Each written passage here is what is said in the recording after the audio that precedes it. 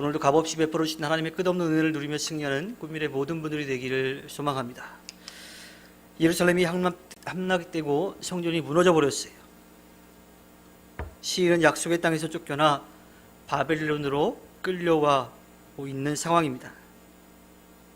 어쩌면 절망적인 상황이죠. 어떠한 기대도 할 수 없는 그러한 상황이었습니다.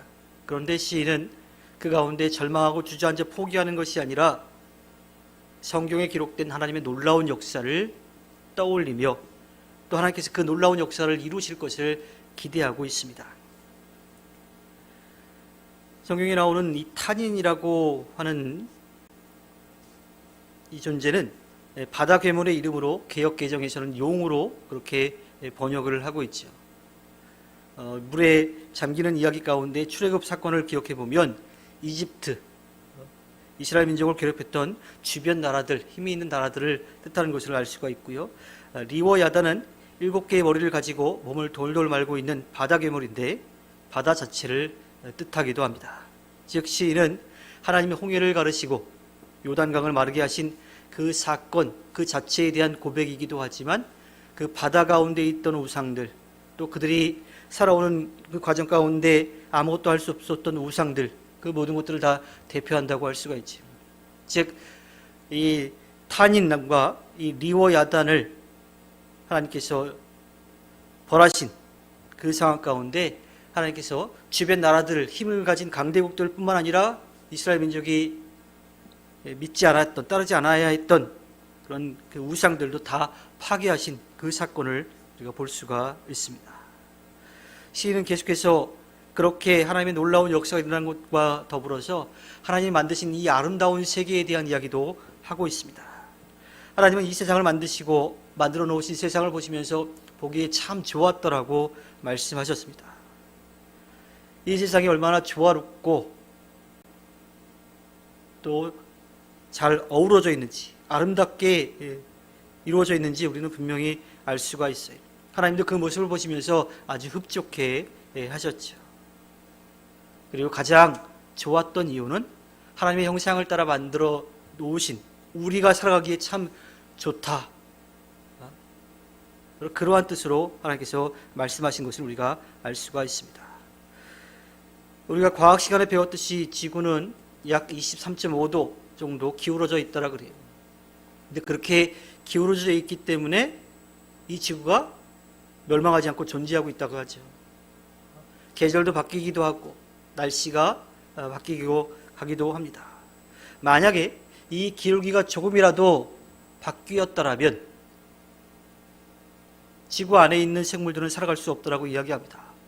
또 태양과 떨어져 있는 이 거리가 조금만 가깝든지 멀든지 해도 생물들이 살아가기가 어렵다라고 그렇게 이야기를 해요. 하나님께서 만들어 놓으신 이 자연세계가 얼마나 정밀하게, 정밀이라는 표현을 쓸 수 없을 만큼 오묘하게 만들어졌는지를 우리가 알 수가 있죠. 또 그렇게 지구 자체가 있는 것도 있지만 지구 안에서 살아갈 때 하나님께서는 이 바다의 경계를 정해 놓으셨다라고 이야기합니다. 땅의 경계를 정해 놓으셨다라고 이야기를 하고 있어요. 만약에 하나님께서 만드신 이 세상이 그 경계가 없다라고 하면 어떻게 될까요? 땅과 바다의 경계가 없다라고 하면 둘 다 살아가기 어려운 바다의 생물도 또 땅에서 살아가고 있는 모든 생명체도 살아가기 어려울 겁니다. 하나님께서 정해놓으신 그 경계 덕분에 바다는 땅을 침범하지 못하고 덕분에 땅에 살아가는 사람들 또 바다에 사는 생물들 모두가 다 함께 살아갈 수 있도록 그 은혜를 누리게 되는 거죠. 여름과 겨울이 있는 것도 마찬가지입니다. 나라에 따라서 조금씩 차이가 있기는 하지만 그 계절들이 있기 때문에 이 지구상의 생명이 존재할 수 있는 겁니다. 그리고 가장 중요한 것은 하나님께서 그 모든 것을 말씀으로 만드시고 그 역사를 이끌어가고 계시다라고 하는 겁니다. 그리고 하나님은 그 만들어 놓으신 것을 보시고 보기 좋았다라고 하시면서 하나님의 형상을 따라 만든 사람들에게 그것을 잘 다스리라고 이야기를 합니다. 이 다스림에 대해서 사람들이 오해를 하는 경우가 있는데 마음대로 내 필요한 대로 다 쓰는 것을 그렇게 의미하지 않습니다. 그 자연세계가 아름답게 보존될 수 있도록 잘 지켜가라고 하신 말씀인 거죠. 하지만 사람들은 하나님께서 만들어 놓으신 이 아름다운 세상을 망쳐가고 있습니다. 사람들의 탐욕 때문에 이 자연세계를 파괴해 나가죠. 그리고 그로 오는 피해들을 고스란히 자기들이 받고 있습니다. 엄청난 이상기후가 있고 재해가 일어나고 있죠. 생태계도 파괴되어 가고 있습니다. 나름대로 그것을 사람의 힘으로 수습하려고 하지만 사람의 힘으로 할 수가 없는 일이죠. 대신은 사람이 손대지 않는 것이 자연 그대로 잘 보존하는 가장 좋은 방법 중에 하나입니다. 잠깐의 욕심 때문에 하나님께서 만들어 놓으신 아름다운 세상을 망치는 일들을 우리는 좀 멈추어야 합니다.